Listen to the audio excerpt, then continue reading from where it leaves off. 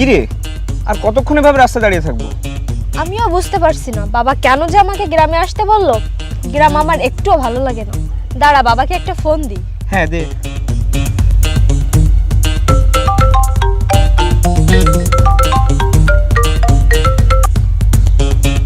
হ্যাঁ মা বল। বাবা, তুমি আমাকে কেন গ্রামে আসতে বললে বলো তো? আর কতক্ষণ এভাবে দাঁড়িয়ে থাকবো? আমি তো গাড়ি পাঠিয়ে দিয়েছি, কিছুক্ষণের মধ্যে হয়তো চলে যাবে। দ্রুত আসতে বলো, না হলে কিন্তু আমি আবার শহরে চলে যাব। আরে না না, পাগলামি করিস না, গাড়ি এক্ষুনি চলে যাবে, একটু অপেক্ষা কর। আচ্ছা ঠিক আছে। কি বললো তোর বাবা? একটু অপেক্ষা কর, কিছুক্ষণের মধ্যেই গাড়ি চলে আসবে।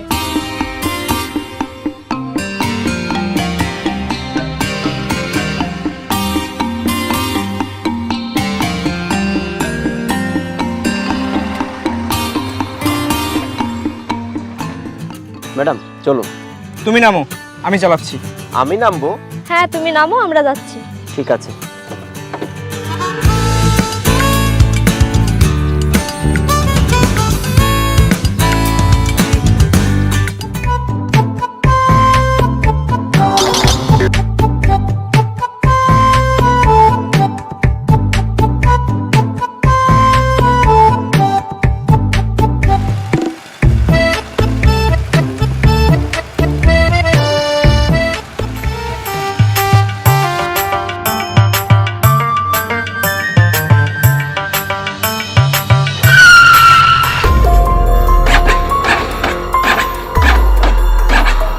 কি রে, বাইক থামালি কেন?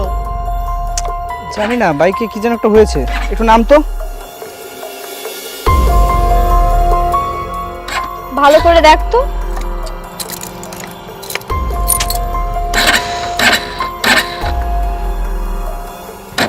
না, মনে হয় বাইকটা নষ্টই হয়ে গিয়েছে। ও শিট, এখন কি হবে? এভাবে রাস্তায় দাঁড়িয়ে থাকবো? এখানে তো আশেপাশে কোনো মেকানিকও নেই। কি আর করার, চল সামনের দিকে, যদি কোনো মেকানিক পাই। চল দেখি।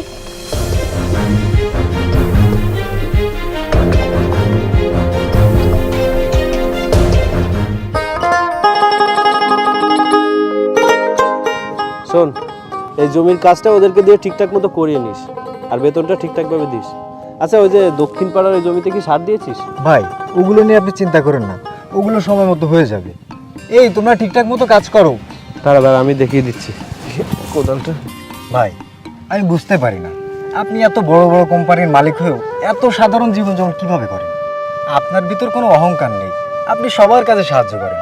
শহরে আপনার এতগুলো বাড়ি থাকতেও আপনি এই গ্রামে থাকতেই পছন্দ করেন। আসলেই আপনি মহান। আরে পাগল, নিজের অতীতকে কখনো ভুলতে নেই। আর টাকার অহংকার মানুষকে নিঃস্ব করে ফেলে। শহরে আমার অনেক বড় বাড়ি আর গাড়ি আছে ঠিকই, কিন্তু আমি এই গ্রামের সংস্কৃতিকে ভুলিনি, কারণ আমাদের মূল সংস্কৃতি হলো এটা। গ্রামকে তাই আমি অনেক ভালোবাসি। কিন্তু ভাই, আরে থাক, তুই তো সবসময় কাজ করিস, আমি করি, তুই বস।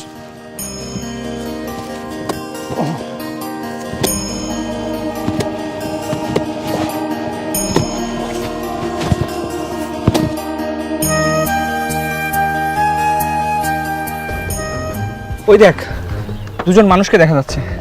চল ওদের থেকে একটু হেল্প নিই। তোর কি মাথা খারাপ হয়ে গিয়েছে? ওই অশিক্ষিত গায়াদের থেকে আমরা হেল্প নিব? আরে বাইকটা তো নষ্ট হয়ে গিয়েছে, এভাবে আর কতক্ষণ ঠেলে নিয়ে যাব?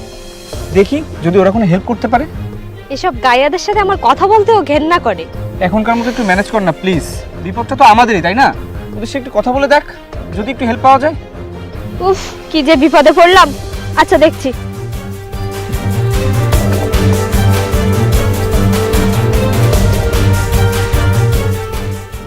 এই শোন, এখানে আশেপাশে কি কোনো মেকানিক আছে?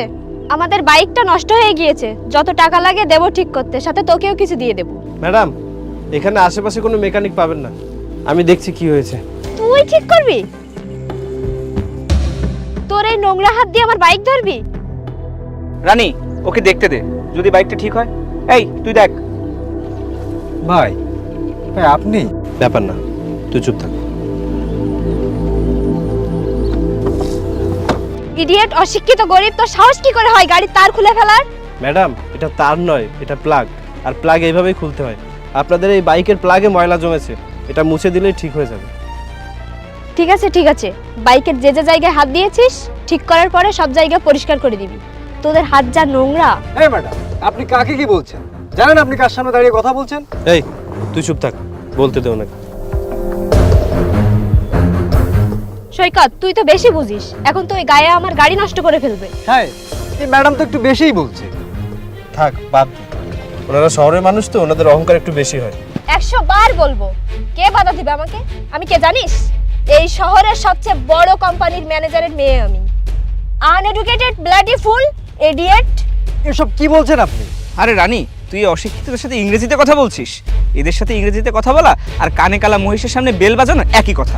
ইংরেজি বুঝতে পড়াশোনা জানতে হয়। হ্যাঁ, এরা তো অশিক্ষিত গাইয়া, মূর্খ হয়ে জন্ম নেয় আবার মূর্খ হয়েই মরে যায়। সাহেব, আমি তো চুপ থাকতে পারছি না, এবার আমাকে কিছু বলতে দিন। আরে বলতে দে না ওদের।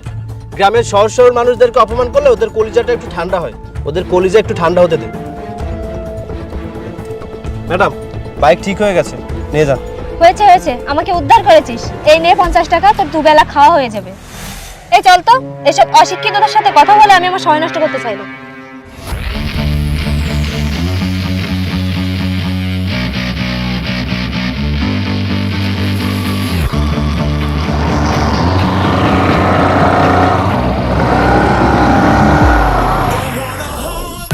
এই টাকাটা কোনো অসহায় ব্যক্তি অথবা পথশিশুকে দিয়ে দিস। নে।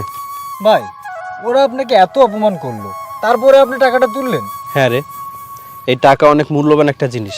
এই টাকার জন্যই মানুষ বড়লোক হয়, টাকার জন্যই মানুষ গরিব হয়। এই স্বার্থপর দুনিয়াতে টাকাই সব, তাই এই জিনিসটার একটু মূল্য দেওয়া উচিত। হয়তোবা ওদের কাছে এই 50 টাকার কোনো মূল্য নেই, কিন্তু আমাদের সমাজে এমন অনেক মানুষ আছে যারা এই 50 টাকার জন্য সারাদিন পরিশ্রম করে। তাদের কাছে এই 50 টাকা অনেক মূল্যবান, কারণ তারা এই 50 টাকা উপার্জন করতে অনেক পরিশ্রম করে। কিন্তু বড় লোকদের কাছে এটার কোনো মূল্য নেই, কারণ ওদের পরিশ্রম করতে হয় না 50 টাকা উপার্জনের জন্য। টাকার মূল্য তারাই বোঝে যারা কষ্ট করে দিনরাত পরিশ্রম করে উপার্জন করে। ওই ম্যাডাম টাকার অহংকারে অন্ধ ছিল, তাহলে কি আমিও অন্ধ হয়ে যাব? পকেটে 2টা টাকা আসলে যদি ওনার মতো আমিও অহংকারে অন্ধ হয়ে যাই, তাহলে ওনার আর আমার মধ্যে পার্থক্য কোথায়? ভাইয়া, আপনার চিন্তা ভাবনা আসলেই মহান, কিন্তু আপনি চুপ থাকলেন কেন? আর আমাকেও কিছু বলতে দিলেন না। আমি চাইলে ওই সব কথার জবাব দিতে পারতাম, কিন্তু দেইনি, কারণ মাঝে মাঝে চুপ থাকাই ভালো। এখন চল।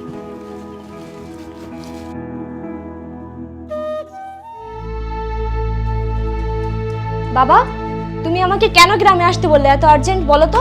গ্রাম আমার একটুও ভালো লাগে না, সব আনএডুকেটেড পিপল এখানে। তোকে আসতে বলেছি কারণ কি বলো? আমি তো তোকে না জেনে একটা কাজ করে ফেলেছি। আমি তো তোর বিয়ে ঠিক করে ফেলেছি। কি? তুমি আমার বিয়ে ঠিক করেছো, তাও এই গ্রামে? আমি গ্রামে বিয়ে করব? দেখো বাবা, আমি বিয়ে করলে শহরের কোনো বড়লোক ছেলেকে বিয়ে করব। আমি মরে গেলেও এই গ্রামে বিয়ে করব না। আরে পুরোটা শুনবি তো। আমি আমার কোম্পানি বসের সাথে তোর বিয়ে ঠিক করেছি। অনেক কষ্টে বসের সাথে কথা বলে রাজি করিয়েছি। এই শহরের সব থেকে বড় কোম্পানির মালিক সে। শহরে অনেকগুলো বাড়ি আছে, আর এই গ্রামের সব থেকে প্রভাবশালী ব্যক্তি সে। তাহলে ঠিক আছে, তুমি যখন ঠিক করেছো তাহলে ঠিকই হবে। আমার শুধু বড়লোক টাকাওয়ালা হলেই হবে। আচ্ছা আচ্ছা, ঠিক আছে, টাকাওয়ালাই হবে। তুই যে রেস্ট নে। আচ্ছা আচ্ছা, তুই তোর বন্ধুকে গেস্ট হাউসে উঠে দিয়েছিস তো? হ্যাঁ বাবা, কেয়ারটেকার ওকে গেস্ট হাউসে নিয়ে গেছে। আচ্ছা আমি উঠি, রেস্ট নিব। আচ্ছা ঠিক আছে।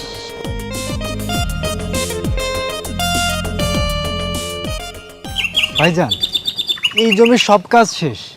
আচ্ছা, এই কর্মচারীদের পারিশ্রমিক ঠিকঠাক দিয়েছিস তো? জি ভাইজান। কর্মচারীদের ঠিকঠাক মতো বেতন দিস, তার সময় মতো দিস। শোন, ওরা দিনরাত পরিশ্রম করে বলে আমরা উপরে উঠি, ওদের যেন কোনো সমস্যা না হয় খেয়াল রাখিস। জি ভাইজান, চলেন তাহলে সামনের জমিতে যাই। চল।